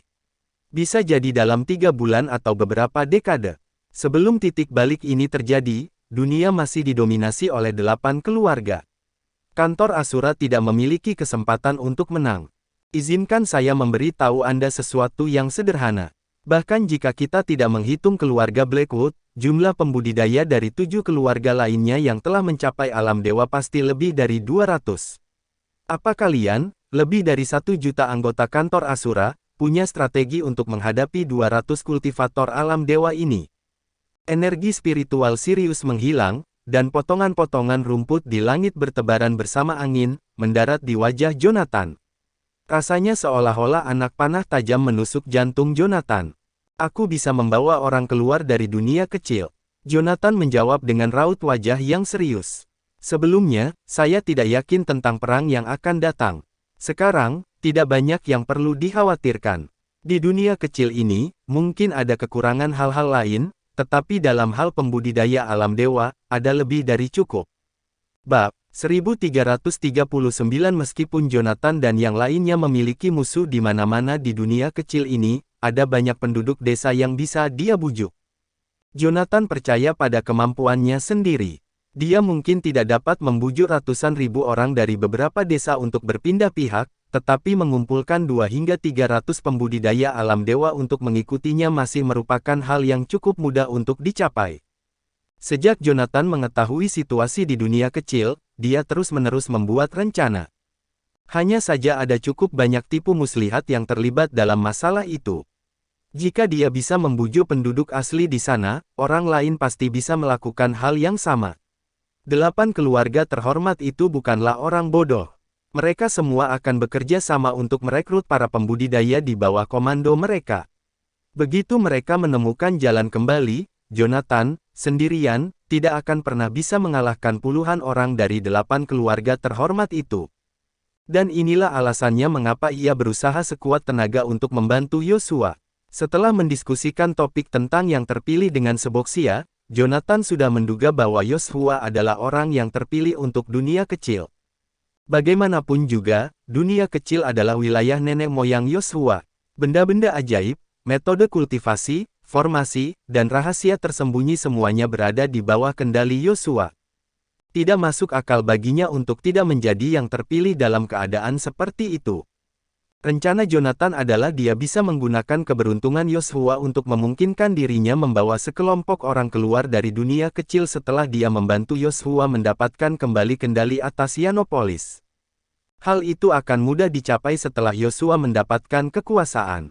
Lagi pula, orang-orang dari 8 keluarga terhormat juga memiliki dendam terhadap Yosua. Akan aneh jika Yosua tidak memanfaatkan kesempatan itu untuk melenyapkan semua orang yang masuk ke dunia kecil. Tapi sekarang, Yosua, dalam keadaannya saat ini, telah melukai indera spiritualnya dan tertidur seperti batang kayu. Pergantian peristiwa telah mengacaukan rencana Jonathan sepenuhnya. Sirius mengikuti pandangan Jonathan untuk melihat Yosua. Kau bisa membatalkan ide untuk membawa orang-orang keluar dari sini. Jonathan mengerutkan alisnya dan bertanya, kenapa? Sirius menunjuk pada dirinya sendiri. Aku tidak yakin dengan keluarga dan faksi lain, tapi berbicara untuk keluarga Blackwoodku, kami pasti sudah mengirim orang untuk menjaga pintu masuk dunia kecil sekarang. Apa kau benar-benar berpikir kakekku dan yang lainnya hanya akan berdiam diri dan melihat keluarga lain mengeluarkan sederet pembudidaya alam dewa dari dunia kecil? Jonathan adalah orang yang cerdas. Alasan dia tidak mempertimbangkan hal-hal itu sebelumnya adalah karena tidak ada kultivator kedua di seluruh kantor Asura yang bisa bersaing dengan 8 keluarga terhormat. Jadi, dia bahkan tidak pernah mempertimbangkan apa yang mungkin terjadi di pintu masuk dunia kecil. Dengan kata lain, 8 keluarga terhormat tidak akan pernah berdiam diri dan menyaksikan anggota keluarga terhormat lainnya memimpin para pembudidaya dari dunia kecil ke dunia luar. Hal ini akan menjadi lingkaran setan. 8 keluarga akan membentuk aliansi di luar, membantai semua pembudidaya yang menjelajah keluar dari dunia kecil untuk menjaga keseimbangan 8 keluarga saat ini. Mendengar itu, Sirius mengangguk kecil. Kamu orang yang cerdas, jadi aku akan memberitahumu ini. Bahkan jika kau benar-benar berhasil melarikan diri, kantor Asuramu pasti tidak akan memiliki kesempatan dalam pertempuran melawan 8 keluarga terhormat. Setelah mendengar kata-kata itu, Jonathan terdiam. Setelah beberapa detik merenung, dia mengalihkan tatapan dingin pada Sirius. Ini adalah jalan buntu. Dalam menghadapi kekuatan absolut, aku tidak punya cara untuk memecahkan kebuntuan ini. Aku tahu, Sirius berkata dengan tenang, tapi jika kau dan Hayden bisa menyamar, aku bisa mengeluarkan kalian dengan aman. Meskipun keluarga Blackwood tidak bisa membantu kantor Asura, Sirius sendiri tidak ingin dua orang jenius itu, Jonathan dan Hayden, mati begitu saja di pintu keluar dunia kecil. Kepentingan dan strategi keluarga terhormat dibentuk oleh tren yang berlaku di dunia. Sebagai individu yang mandiri, Sirius sangat menyayangi temannya, Jonathan. Dia mungkin tidak bisa menyelamatkan kantor Asura, tapi dia pasti bisa menyelamatkan Jonathan. Dengan seringai, Hayden memainkan pedang di tangannya, mengalihkan pandangannya ke arah Sirius. Kau berencana untuk menyelamatkan kami, jadi kami akan melayanimu. Aku hanya ingin menyelamatkan kalian, itu saja, kata Sirius ringan. Percaya atau tidak, aku ingin menyelamatkan kalian berdua. Lagi pula, kalianlah yang telah menyelamatkan nyawaku. Jonathan mengangkat kepalanya untuk menatap Sirius. Aku menghargai niat baikmu, tapi aku penasaran dengan sesuatu. Kamu sepertinya sudah memutuskan kalau kantor Asura kita akan kalah dalam konflik ini. Kalau begitu, kenapa kau mengirim lebih dari 500 ton batu roh yang rusak ke kantor Asura? Meskipun ini dianggap sebagai produk inferior yang dihasilkan dari tambang spiritual keluargamu, dan kau meremehkan untuk menggunakannya, jika dijual, mereka masih akan menghasilkan keuntungan yang signifikan. Namun, kau memberikan semua batu itu kepada kami. Itu sepertinya tidak sesuai dengan aturan, utamakan kepentingan pribadi. Sirius menepis puntung rokok di tangannya ke tanah. 500 ton batu roh yang rusak itu bukan hadiah untukmu, Jonathan, tapi untuk kantor Asura. Ada hampir 2 juta dari kalian di kantor Asura. Bahkan jika kau benar-benar kalah, tidak mungkin kalian semua terbunuh. Anggaplah keluarga Blackwood kita telah menanam benih. Apakah itu akan mekar dan berbuah di masa depan tergantung pada metode dari 7 keluarga lainnya. Saat Sirius berbicara, dia tiba-tiba merasakan gelombang energi spiritual yang berfluktuasi dengan intens dari Hayden, yang berdiri di sampingnya. Ding! Hayden menghindar. Pedang di tangannya berkilau saat bertabrakan dengan anak panah yang datang. Jonathan berguling ke depan di atas tanah, mengaktifkan bel tangan perunggu di atas kepalanya untuk menurunkan perisai roh emas untuk melindungi dirinya sendiri dan Yoshua di belakangnya. Dengan mengangkat kakinya, Jonathan menendang Yoshua ke dalam peti mati. Hanya setelah menutup-tutupnya dan mengangkatnya ke punggungnya, dia merasa sedikit tenang saat dia melihat ke atas lembah. Di sana, secara mengejutkan, ada 2 orang Adriana yang mengenakan pakaian yang berangin. Sirius, memegang tombak, berdiri di samping Jonathan, auranya meledak. Adrunians, apa aliansi Epea Barat sudah menerima kabar itu? Mungkin lebih jauh lagi, bisa jadi mereka adalah orang-orang dari Anglandur, kata Jonathan ringan. Sirius tiba-tiba terkurung di ruang bawah tanah kota luar utara tanpa bisa menjelajahi dunia kecil itu. Tentu saja, ia merasa aneh melihat para Adrunians saat itu. Namun, Jonathan pernah menyaksikan para Adrunian dipaksa untuk berpartisipasi di arena South Outer City sebelumnya. Hayden, memegang anak panah yang terputus di tangannya, berjalan ke arah mereka berdua. Kedua orang ini agak merendahkan. Mereka tidak menggunakan energi spiritual. Panah ini terbuat dari bahan serat karbon, yang harganya selusin sepeser pun seharga $200 di luar. Ini seperti mainan dari taman hiburan. Jonathan melirik ke arah anak panah itu, yang diwarnai dengan berbagai macam warna, lalu mengangkat pandangannya ke arah orang-orang di atas. 2 orang Adrun sedang berdiri di atas lembah, tertawa dan mengobrol tentang sesuatu. Karena jarak yang jauh, Jonathan tidak dapat mendengar apa yang mereka bicarakan. Sepertinya mereka menertawakan keakuratan anak panah yang baru saja mereka tembakkan. Mereka berdua mengobrol dan tertawa sejenak, lalu melompat ke arah kaki gunung. Lembah itu tidak terlalu dalam. Hanya dengan beberapa lompatan, mereka berdua sudah sampai di depan 3 orang itu. Setelah mencapai tumpukan senjata dan benda-benda magis, kedua pemuda itu memandang ketiganya seolah-olah mereka telah menemukan semacam harta karun. Ini, milikku, kalian semua, lari untuk hidup kalian. Milikmu. Hayden menatap mereka berdua sambil tertawa mengejek. Aku hanya harus menerima bahwa aku tidak bisa mengalahkan ahli waris dari 8 keluarga terhormat, tapi kalian berdua orang kerdil berpikir kalian bisa berkeliaran di tempatku. Sepertinya kalian meminta untuk dipukuli. Bab 1340. Dengan teriakan pelan, Hayden mengetukkan kakinya dengan lembut. Dalam sekejap, dia berubah menjadi bayangan kabur, menerjang ke arah kedua orang itu. Saat Jonathan hendak berbicara untuk menghentikannya, dia mendengar suara benturan logam, diikuti dengan bunyi gedebuk dan jeritan kesakitan. Hayden melewati Jonathan, menghantam lereng di belakangnya dengan keras. Di samping tumpukan senjata itu, dua orang pemuda dengan riang memperhatikan Jonathan dan kedua temannya. Aku bilang aku akan melepaskanmu, tetapi jika kau bergerak, aku tidak akan ragu-ragu untuk membunuhmu.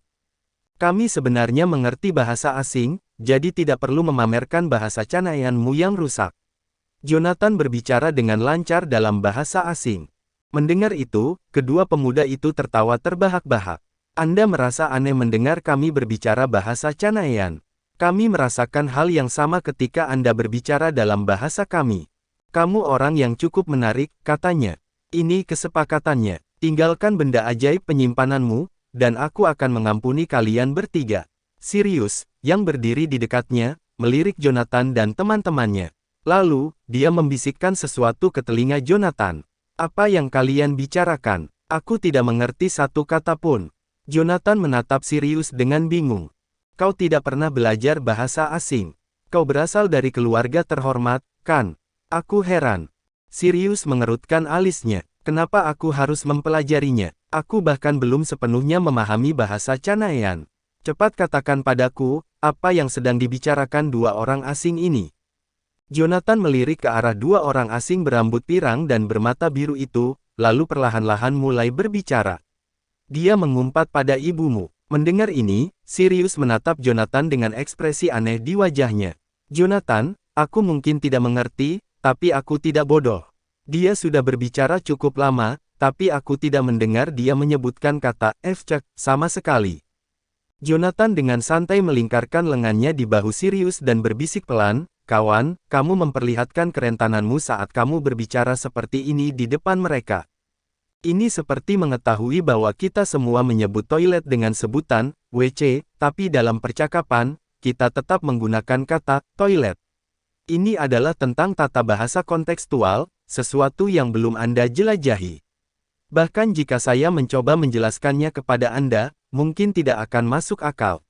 Percayalah padaku, dia pasti sedang melontarkan hinaan pada ibumu. Sirius menatap Jonathan dengan curiga. Kenapa dia hanya memarahiku? Mereka juga memarahiku, kata Jonathan dengan jujur. Tapi kedua orang tuaku sudah tiada, jadi mereka bisa memarahiku sesuka hati. Saya tidak tahan lagi. Aku akan memberi mereka pelajaran sekarang juga, kata Sirius sambil mencengkeram tombak yang baru saja diperolehnya. Dengan dorongan yang kuat, dia meninggalkan sebuah lubang yang dalam di tanah, dan dalam sekejap, dia sudah berada di depan kedua pembudidaya itu. Bang! Suara tabrakan keras terdengar. Jonathan memfokuskan pandangannya dan melihat bahwa salah satu pembudidaya asing telah mengenakan kemoceng tebal dan tajam di tangannya. Pembudidaya itu melepaskan pukulan, melepaskan gelombang energi spiritual. Jonathan terkejut melihat bahwa itu bisa menahan kekuatan tombak panjang Sirius tanpa merasa dirugikan. Sementara itu, orang lain berada di samping, dengan santai mengambil senjata dari tumpukan dalam kabut, seolah-olah pertempuran di dekatnya tidak ada hubungannya dengan dia. Sialan, aku akan membunuhmu. Hayden, dengan pedang melengkung di tangan, siap untuk maju sekali lagi, tetapi Jonathan mengulurkan tangan dan mencengkeram kerah bajunya. Kau bukan tandingan mereka berdua. Apa kau tidak memperhatikan teknik mereka? Jonathan beralasan, mereka mungkin terlihat tidak teratur, tapi setiap serangan mereka ditujukan pada titik-titik vital Sirius. Jika aku tidak salah, kedua orang ini kemungkinan besar adalah pembunuh. Kau masih belum berpengalaman dalam menghadapi biksu semacam ini. Tetaplah di tempat dan awasi. Pergilah ke lembah dan periksa apakah ada di antara mereka yang sedang bersembunyi. Meskipun Hayden agak enggan, dia tetap mengindahkan saran Jonathan. Dia berbalik, memanggul senapan snipernya, dan berlari ke arah puncak ngarai. Sementara itu, Jonathan membawa peti mati di punggungnya, menuju ke arah Sirius dan kelompoknya. Anak muda, jika benda itu bukan milikmu, lebih baik tinggalkan saja di tempatnya. Dengan teriakan keras, Jonathan menarik perhatian pemuda yang sedang memilih senjata. Pemuda itu menatap Jonathan. Apakah Anda bermaksud mengatakan bahwa benda-benda ini adalah milik Anda? Tentu saja, itu milik saya, jawab Jonathan sambil tersenyum. Baiklah, ini dia. Saat pemuda itu berbicara, tangannya mengepal di udara, seolah-olah dia mencengkeram selimut yang tak terlihat, siap untuk menyentakkannya dengan kuat. Senjata-senjata itu, yang menumpuk seperti gunung kecil, terbang sekaligus, langsung menuju ke arah Jonathan. Anda pikir ini permainan anak-anak? Ya. Dengan lonceng perunggu di atas kepalanya, Jonathan, tanpa gentar, menyerang langsung ke arah lawannya melalui langit yang penuh dengan senjata. Serang. Pemuda itu mengulurkan tangan dan menggenggam tangan Jonathan dengan kuat. Di sekeliling Jonathan, puluhan instrumen magis berubah menjadi pedang, semuanya mengarah ke arahnya. Merasakan kekuatan spiritual yang tangguh dari pihak lain, Jonathan tidak bisa menahan diri untuk tidak terkesiap dalam hati. Pembudidaya kontrol spiritual. Dia mungkin memiliki indera spiritual yang kuat tetapi belum sepenuhnya memahami apa yang diperlukan untuk menjadi seorang pembudidaya kontrol spiritual. Sayang sekali. Kekuatan sebuah pasukan tidak hanya terletak pada jumlahnya, tetapi juga pada kualitasnya. Kemampuan kultivator untuk mengendalikan 30 senjata secara bersamaan mungkin tampak mengesankan, luar biasa, dan melelahkan bagi mata untuk mengikutinya, tetapi ketika sampai pada pertempuran yang sebenarnya, kurangnya kekuatannya menjadi jelas. Dia bahkan tidak terlalu menjadi ancaman dibandingkan dengan kultivator pengendali spiritual di kota luar utara, yang telah dibunuh Hayden dengan satu tembakan di kepala. Denting, denting, denting. Serangkaian suara benturan bergema di sekitar Jonathan. Pedang yang tak terhitung jumlahnya menghujani bel tangan perunggu itu, benar-benar menelan Jonathan di dalamnya. Saat pemuda itu menyaksikan adegan itu berlangsung dengan seringai di wajahnya, suara Jonathan bergema lembut di belakangnya. "Hei, apakah Anda sudah cukup bersenang-senang?" Ekspresi pemuda itu mengalami perubahan drastis. Seketika dia berbalik, dia mengayunkan tangannya. Lencana di dadanya, yang identik dengan perisai Kapten Anglandur, dengan cepat mengembang, membentuk penghalang yang kokoh di depannya. Sebelum pemuda itu bisa bersantai, sebuah pedang panjang yang tajam menusuk langsung melalui perisai, menyerempet pipinya saat pedang itu menghujam ke atas. Saat darah berceceran, anak laki-laki itu sangat ketakutan dan duduk membeku di tanah. Di atas rumput di dekatnya, tergeletak sebuah telinga yang berdarah. Jonathan mengulurkan tangan dan melemparkan perisainya ke samping, lalu dengan santai mengambil pedang surga. Dengan tawa yang hangat, dia menatap pemuda itu. "Berdasarkan penampilanmu, kurasa kau adalah seorang kultivator yang berasal dari Anglandur, benar?" Nada suaranya menetes dengan jijik. Epea Barat mungkin bukan puncak kebajikan, tapi setidaknya mereka menghargai gagasan menjadi seorang pria. Kalian orang-orang Anglandur, di sisi lain, tidak bisa diperbaiki. Masing-masing dari kalian lebih berani dari yang lain, berlagak seolah-olah kalian adalah lebah hanya karena kalian tahu beberapa trik. Pada saat itu, anak laki-laki itu sangat takut pada Jonathan sehingga dia terus mundur. Bahkan sekarang, dia tidak tahu bagaimana Jonathan, yang jelas-jelas dikelilingi oleh pedang-pedang terbang itu, muncul di belakangnya. Sementara itu, jeritan mengerikan di kejauhan menandai akhir dari pertempuran antara Sirius dan kultivator. Sirius menjepit kultivator itu dengan kemoceng ke tanah sebelum mengangkat tombaknya dan menusuk tulang belakang kultivator itu, membuatnya benar-benar lumpuh. Kedua pemuda itu menatap dengan cemas pada dua wajah Aplotian di hadapan mereka. "Asura, kami menyadari kesalahan kami sekarang." Jonathan menghela nafas dengan pasrah. "Banyak orang yang ingin mencari nama dengan membunuhku. Kau bukan yang pertama dan tidak akan menjadi yang terakhir. Sekarang, jawablah pertanyaanku. Jika Anda menjawab dengan baik, saya akan memberikan Anda kematian yang cepat." Bersambung.